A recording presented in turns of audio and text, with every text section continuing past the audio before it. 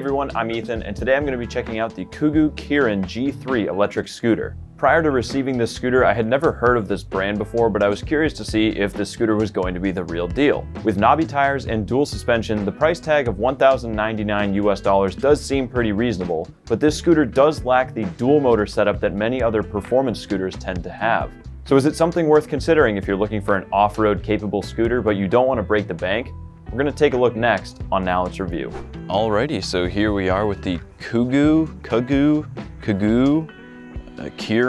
Kirin, I don't know, the KUGOO KIRIN G3.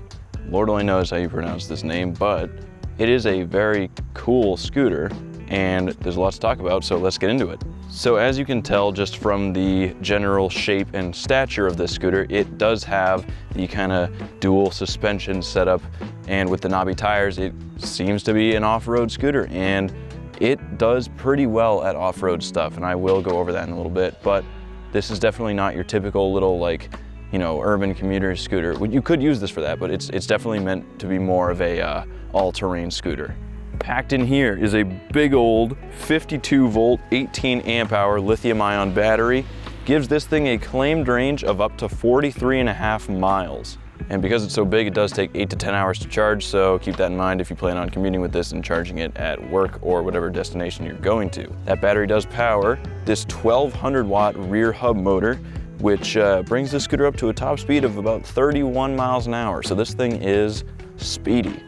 Those tires I mentioned are 10.5 inch pneumatic, air-filled knobby tires, and they have a good tread on them. They have a lot of grip off-road and on loose surfaces.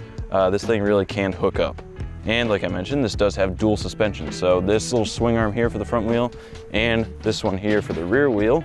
The suspension is very stiff, and I will talk about that again more when I'm riding, but this looks like a lot of the scooters that has the really soft, bouncy suspension. This is not like that. This does have dual suspension, but it's very stiff. Slowing down, you have mechanical front and rear disc brakes on this, plenty of stopping power, and you also do get regen braking from this rear hub motor as well. So you can probably tell just by looking at this thing that this is a pretty hefty scooter. This does weigh 55 pounds and has a maximum rider weight of 265 pounds. It is also IPX4 water resistant, so you can take this thing out if the ground is a little wet or if there's a little bit of rain. Obviously don't submerge it, but you know, you can take this thing off-roading or even on the road if it's just a little wet outside. So you have these grips do feel a little cheap, like they're just cheap rubber, and you can see right here, this one is actually peeling off a little bit. They don't feel that great, to be honest. Thumb throttle is also just a very cheap plastic feeling unit. Brake levers feel pretty good, to be honest. Typical mechanical brake feel itself, but the levers themselves are nice. This though is pretty cool. So power button right here. This screen here, which is, I apologize how difficult it is to see on camera. I can tell it's just flashing and everything, but what's really cool about this, so it shows you, once I get it moving, so for some reason you have to get it moving first for a lot of the information to show up, shows you your motor temperature, your motor voltage, your battery voltage, this is your odometer or trip distance, and then here you've got your light indicator. So it's got 3 modes of lighting. So what's cool though is you press this button down here, it's very hard to see, but it says light. This is actually like a touch screen unit, so press that. It's not always the most responsive, but you do press here, and you can see that as I'm pressing this, the light modes are changing. I also press mode here, there's 3 different drive modes. And if I hit set, I'm setting the units. So kilometers or miles. And of course, your battery level indicator here. They don't really show up very well out here during the day. It is pretty bright, but you do have flashing brake lights here.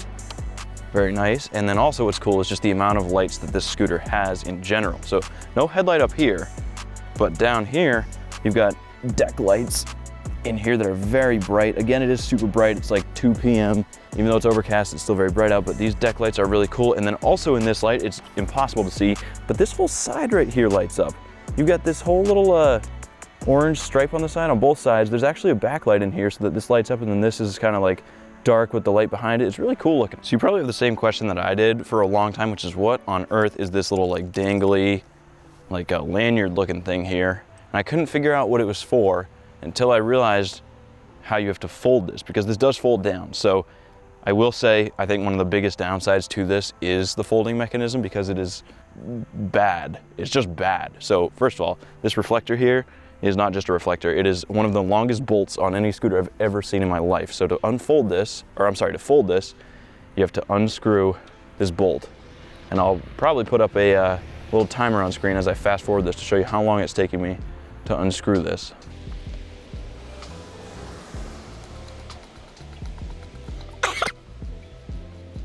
Then there's no other latch. You literally just push this down. This is where this little lanyard thing comes into play. So you literally just take this and you just put it around the little tail light kicktail thing here.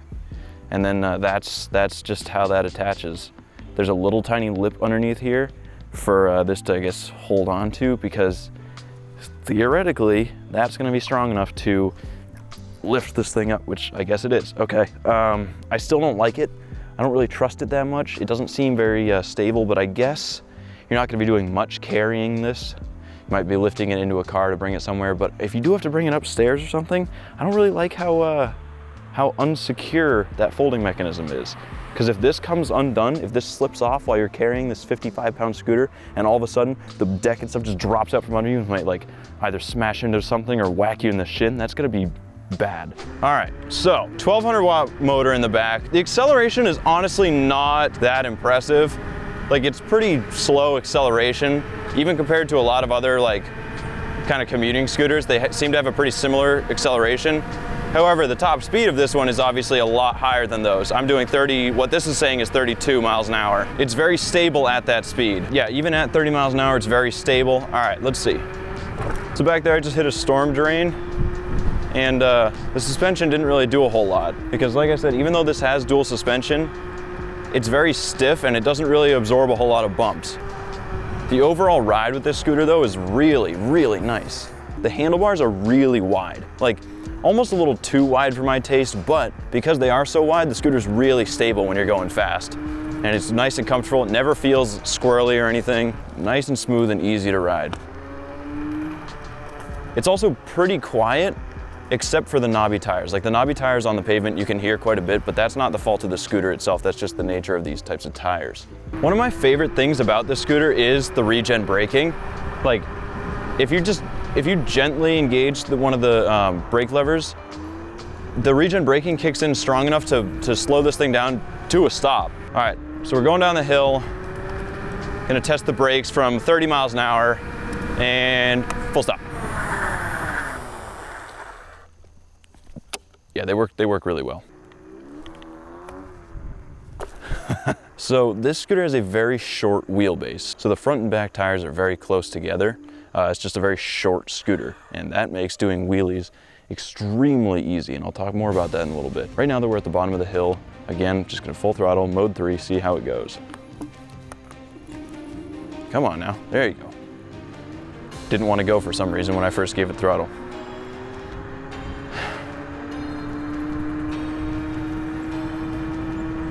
Accelerating up the hill, no problem. 22 miles an hour, 23. Hill's getting steeper though.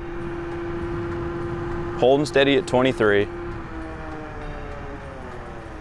Not a problem. Something else that makes this scooter not super comfortable though is how short the deck is. This is a really small deck. Like, it's wide enough for a scooter of this size, but it's just so short that I'm kind of awkwardly like, my feet are kind of awkwardly just like cramped onto this very little deck. Yes, it does have the kicktail thing here that I can do, but it's such a steep kicktail that it's not really that comfortable to do this either. Overall build quality is great. This scooter feels really solid, very well put together.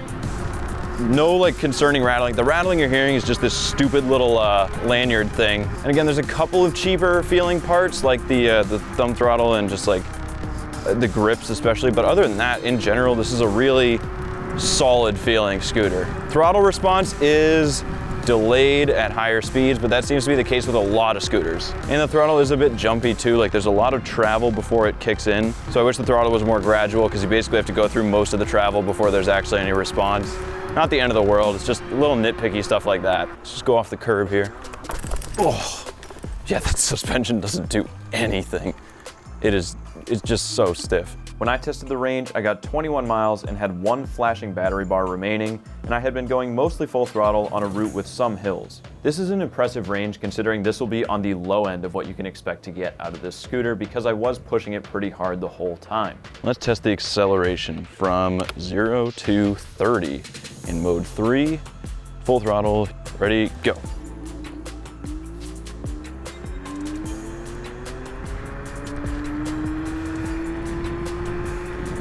Yeah, pretty tame acceleration.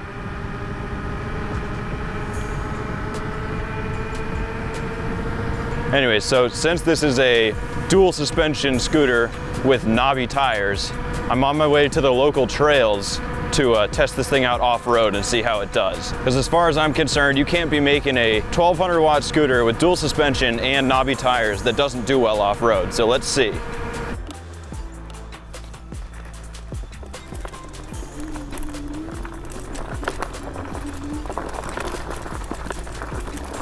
Oh God.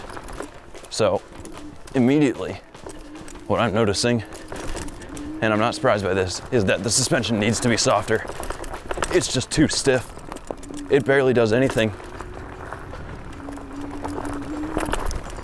And like, this isn't even a super bad part of the trail. This is relatively smooth compared to the rest of it. But a lot of these trails are very like rooty and stuff. There's tons of tree roots and everything. So it's not great that it is so bumpy. It's gripping really well, and it's there's a lot of pine needles on this trail. It's also kind of wet, so it's slippery, but it's doing a good job as far as like riding off-road and handling the terrain. It's just the suspension is so stiff that it's not, it's just, if you're not, if you don't know what you're doing, you might get rocked off of this thing just because the suspension isn't gonna be soaking up a lot of these bumps, and they're all going straight into your hands, wrists, and your legs. So, who is this scooter for? Well, I would say this is for someone who just wants to ride around on a scooter like this just for fun, because this is a really good one to ride around just for fun.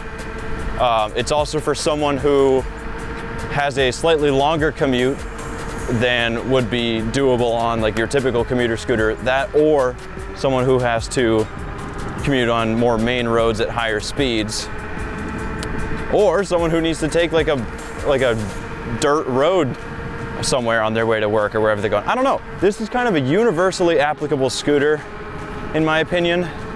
The only type of person who I don't see this scooter fitting is someone who needs a nice compact scooter to store under their desk, or who, you know, in their apartment or whatever. I mean, obviously this does fold down, but it's not lightweight and it's not compact. So basically, if you want a scooter that can kind of do everything, this is a great option. And especially considering the price, this is only a few $100s more than like your typical lame, like 20 mile an hour commuting scooter. So if you want to spend a little bit extra and have a scooter that can do way more, this is a great option.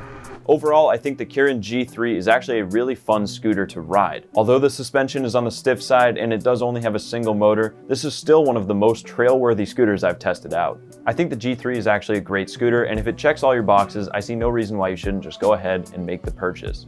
And if you're going to be riding on a scooter like the KIRIN G3 or any other fast scooter, make sure you wear a helmet. Particularly, I recommend one from our friends at Lumos Helmets. They make these incredible helmets like this, which is the Lumos Matrix, has a screen on the back, headlights, it also has directionals built in, and this one, along with a few of their other models, have MIPS, which is this added safety measure in here. This actually allows your head to rotate inside the helmet to further reduce concussions and head injuries. If you want to pick one up for yourself, and I highly recommend you do, head on over to lumoshelmet.co and use the code NOWYOUKNOWLUMOS to get a discount on your order. Anyways, that wraps it up for my review of the KUGOO KIRIN G3 electric scooter. Also subscribe if you're interested in other reviews of electric scooters, electric bikes, all kinds of stuff. We got plenty of content still in the works, and we'll see you guys next time. Now let's review.